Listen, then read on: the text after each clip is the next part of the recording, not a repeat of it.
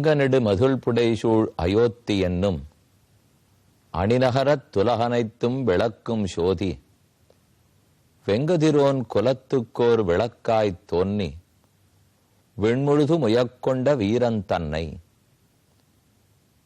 இந்த பாடலின் பகுதி குலசேகர ஆழ்வாருடையது. ஆழ்வார்களில் 6வதாக அவதரித்தவர் குலசேகர பெருமாள்.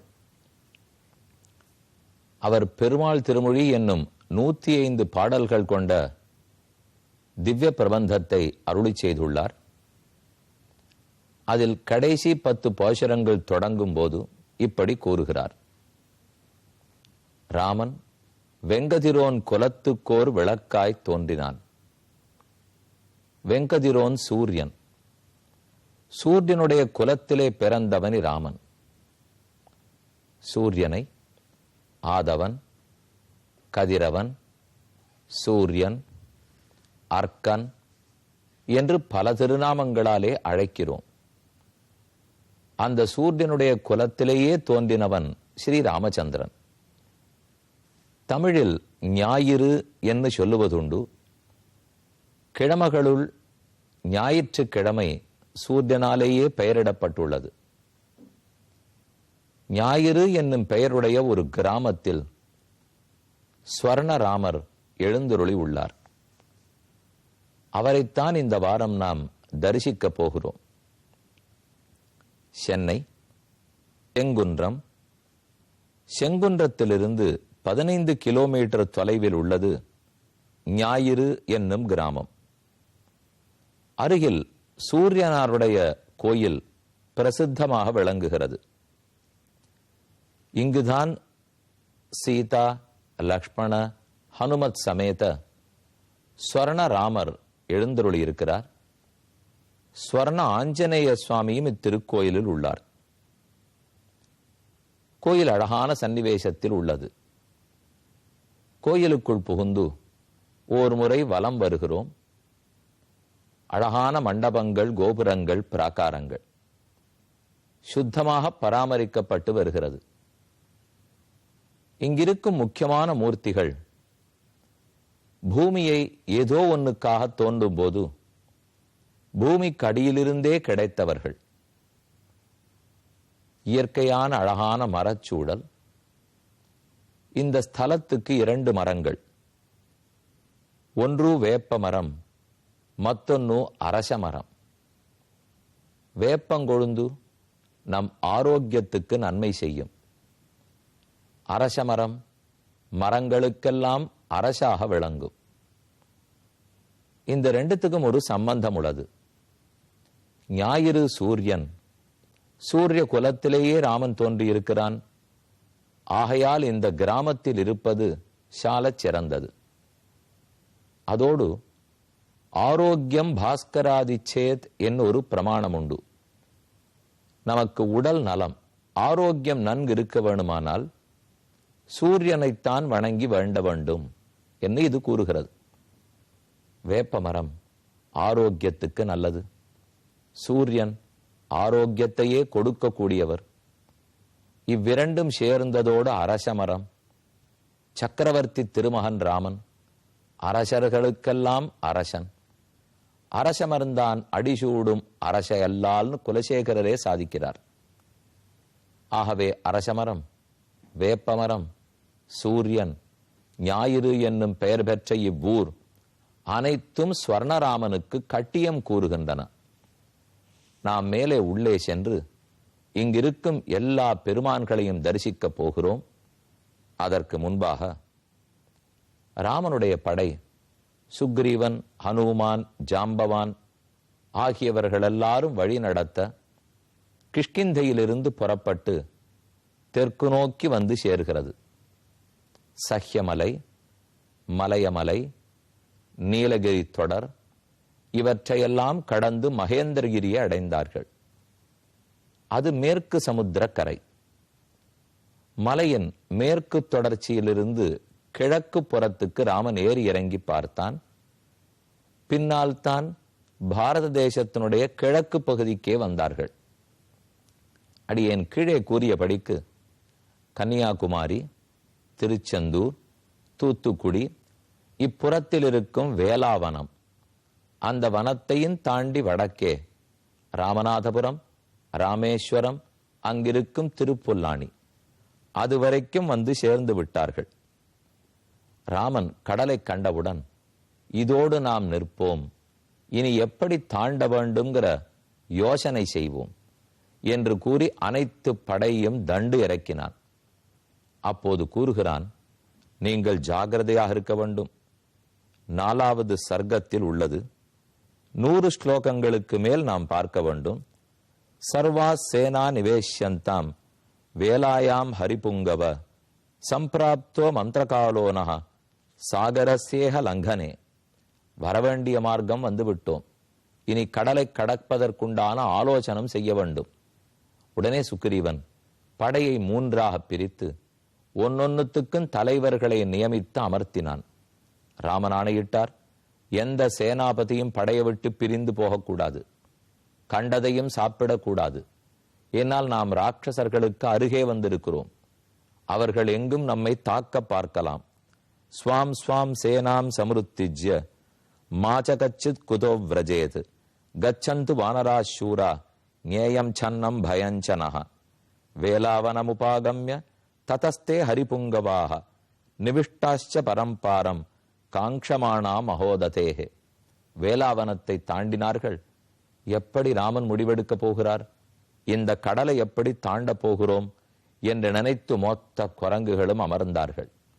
அவர்களுக்கு கடலை காண்பதற்கே ஆனந்தமாக இருந்தது. காற்று வேகமாக வீசுகிறது, கடல் அலைகள் ஆர்ப்பரிக்கின்றன. தன் பேரில் ஒரு பெரிய அணை கட்டப்பட போகிறது, அது வரலாறாக ஏற்படுத்தப்பட போகிறது. அதில் தான் ராமனும் வானரப்படையும் கடந்து செல்லும் என்பதெல்லாம் அப்போது கடலுக்கு தெரிந்திருக்குமோ? ஒருவேளை அது தெரிந்துதான் அந்த செயலை வரவேற்பதற்காக அலைகள் அத்தனையும் சிரித்தன போலும். வால்மீகி கூறுகிறார், சண்டன கிராக கோரம் க்ஷபாதௌ திவசக்ஷயே ஹசந்தமிவ பேனௌகை நிருத்யந்தமிவ சோர்மிபிகி. ஆங்காங்கு அலை, அதில் இருக்கிற நுரை, அந்த நுரை ஒரு மனிதன் வாயைத் திறந்து பல்லை காட்டி சிரித்தால் எப்படி இருக்கும்? வெள்ள பல்வரிசையைப் போல நுரை இருந்ததாம். ராமனை வரவேற்று எப்போது என் பேல் பிரயாணம் பண்ண போகிறாய் என்று கேட்பது போல் இருந்தது. உள்ளே இருக்கும் முதலகளெல்லாம் நினைத்தன, நமக்கும் ஒரு மோட்சம், ராமன் திருவடி நம் பேர்ல படலாம். சாகரஞ்சாம்பர பிரக்யம் அம்பரம் சாகரோபமம் சாகரஞ்சாம்பரம் சேதி நிர்விசேஷம் அதிருஷ்யத. ஆங்காங்கிருக்கும் அலைகள், அதிலிருக்கும் நுரை, உள்ளே இருக்கும் திமிங்கலம், பெரிய மீன்கள், முத்துகள், பவழங்கள், முத்துச்சிப்பிகள், ஆகாயத்திலிருந்து வீசும் சூரியன் ஒளி, அது பட்டு பிரதிபலிக்கக்கூடிய அழகு, கடலுக்கு இருக்கும் மினுமினுப்பு, அதன் நீல வர்ணம். மேலேயோ ஆகாயம் நீலம், கரையிலேயோ ராமன் நீலம். நீலவர்ணத்தில் ராமன் ஓர் குணக்கடல், நீல வண்ணத்தில் இருக்கும் கடல் ஓர் தண்ணீர் கடல். ஒன்று குணக்கடல், நல்ல பண்புகளுடைய கடல், மற்றொன்று தண்ணீர் கடல், தண்ணீர் நிறைந்த கடல். இந்த 2 நீலத்தோட போட்டியிட்டு கொண்டு தொடு வானமாய், கடலுக்கும் வானத்துக்கும் வேறுபாடு தெரியாமல் இரண்டும் கலந்திருந்தன. ஊர்மய சிந்துராஜஸ்ய மகாபேர்ய இவாம்பரே ததோ விஸ்மயமாபன்னா ஹரையோ ததுருச்சு ஸ்திதாக பாந்தோர்மிஜால சன்னாதம் பிரலோலமிவ சாகரம்.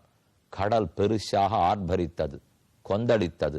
அதை பார்த்த குரங்குகள் என்னும் கடல் இன்னும் வேகமாக கொந்தளித்தது. இதுவரை கடற்கரையில் இவ்வளவு ஆனந்தமாக இருந்ததில்லை. ஏற்கனவே ஹனுமான் தாண்ட வரும்போது மேற்கு கடற்கரைக்கு வந்தார்கள், கிட்டத்தட்ட தெற்கு முனைக்கு வந்து விட்டார்கள். ஆனால் அது சிறு குழு. இப்ப பெரிய வானரப்படை அனைவரும் ஒரு சேர இருந்து கடலுக்கு எதிர்த்து ஆர்ப்பரிக்குமா போலே செய்தார்கள். அடுத்த சர்க்கம் 5வது சர்க்கம். ராமன் அங்கு தங்கினான். எப்படி தாண்ட போகிறோம்னு தெரியவில்லை. பெரும் துன்ப வயப்பட்டான். சீதையை பிரிந்த ஆற்றாமை ராமனை நலிந்தது. ஆகவே துன்பத்தோடு பேசுகிறான். சாது நீலேன விதிவது ஸ்வாரக்ஷாசு சமாஹிதா சாகரஸ்யோத்தரே தீரே சாதுசா வினிவேசிதா. நாம் கடலின் வடகரையில் உள்ளோம்.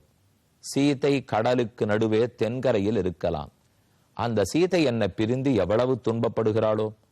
பார்ஸ்வஸ்தம் லக்ஷ்மணன் திருஷ்டுவா ராமோ வச்சனம் அப்ரவீத். அருகில் இருக்கும் இலக்குவனை பார்த்து ராமன் பேசுவதற்கு தொடங்கினான். சோகஸ்ச கில காலேன கச்சதாஹ்யபகச்சதி. ரொம்ப அழகான கருத்து. ஒருத்தரை நாம் பிரிகிறோம். காலம் போக போக மெதுவே பிரிவு நமக்கு துன்பம் குறையும். பிரிவு இருக்கும், ஆனால் துன்பம் குறைந்து போகும். உடனே துன்பம் அதிகமாக இருக்கும். பிரிந்தவர்கள் போக போக நாள் படப்பட உப்பும் தண்ணீரும் படப்பட நமக்கு துன்பம் குறையும். ஆனால் ராமன் கூறுகிறார், சீதையை பிரிந்து நாள் போக எனக்கு துன்பம் வளருகிறதே, விரகதாபம் கூடுகிறதே. இது கழியமிக்கதோர் காதலாய் உள்ளது. நம்மாழ்வார் நாயிகா பாவத்தோட பாடும்போது திருவாய்மொழி 5ஆம் பத்து 3ஆம் திருவாய்மொழி மாசரு சோதிங்கிற பதிகம், அடுத்து 4ஆம் திருவாய்மொழி ஊரல்லான் துஞ்சிங்கிற 10 பாசுரங்கள், 3ஆவதாய் 5ஆம் பத்து 5ஆம் திருவாய்மொழி திருக்குறுங்குடி பெருமானுக்காக எங்கனேயோ அன்னமீர்காள்ங்கிற பதிகம். இதில் 3 காதல்களை வர்ணித்தார்.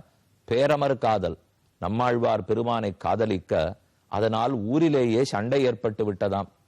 பின்னின்ற காதல், ஆழ்வார் எங்கு போனாலும் பகவானிடத்தில் பக்தி என்னும் காதல் பின்தொடர்ந்தே வந்ததாம்.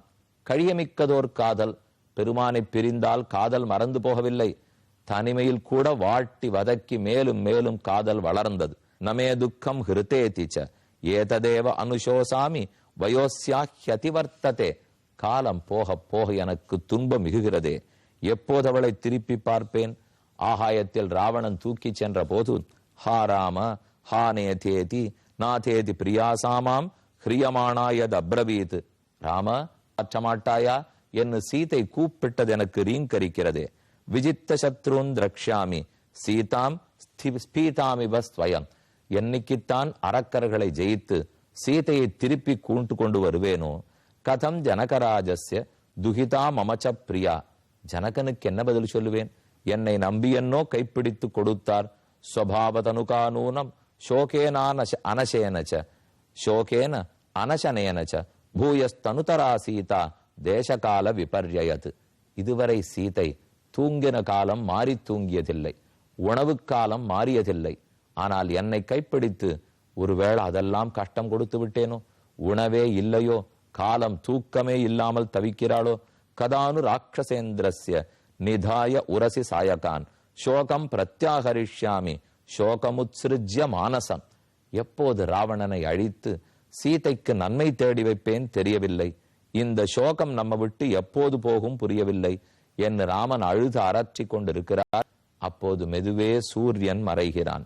ஏவம் விலபதஸ்தஸ்ய தத்தர ராமஸ்ய தீமதா தினக்ஷயான் மந்தவபுர் பாஸ்கரஹ அஸ்தமுபாகதா.